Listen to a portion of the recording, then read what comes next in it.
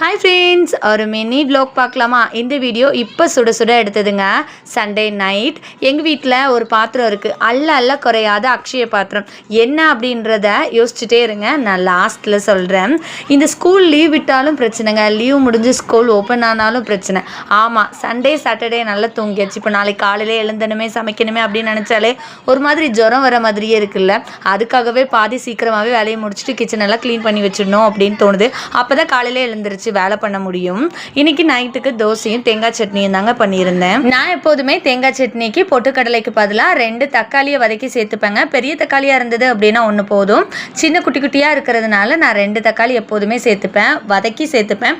But ஒரு time இப்படி try பண்ணி பாருங்கள், கண்டிப்பாக சூப்பராக இருக்குங்க. எப்போதுமே எங்கள் வீட்டில் நான் தேங்காய் சட்னி இப்படி தான் பண்ணுவேன். இட்லி ஊற்றினா இட்லி பாத்திரத்தை கழுவணுமே அப்படின்றதுக்காகவே பாதி நான் தோசையே ஊற்றிப்பேங்க.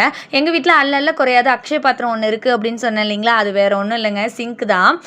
காலையிலையும் கழுவணும், ராத்திரியும் கழுவணும், மத்தியானம் கழுவணும், சமைக்கிறதுக்கு முன்னால் கழுவணும், சமைக்கிறதுக்கு பின்னால் கழுவணும். இப்படி கழுவிட்டே இருந்தால் கூட குறையவே மாட்டேங்குதுங்க. உங்கள் வீட்டில் எப்படி இருக்குதா அப்படின்னு கமெண்ட் பண்ணுங்கள். அப்படியே இந்த வீடியோ பிடிச்சிருந்தது அப்படின்னா ஒரு லைக் பண்ணிவிடுங்க. இன்னும் இது மாதிரியான நிறைய வீடியோஸ் நம்மளோட சேனலில் பார்க்குறதுக்கு சேனலை சப்ஸ்கிரைப் பண்ணி வச்சுக்கோங்க. நெக்ஸ்ட் வீடியோவில் பார்க்குறேன். பாய்.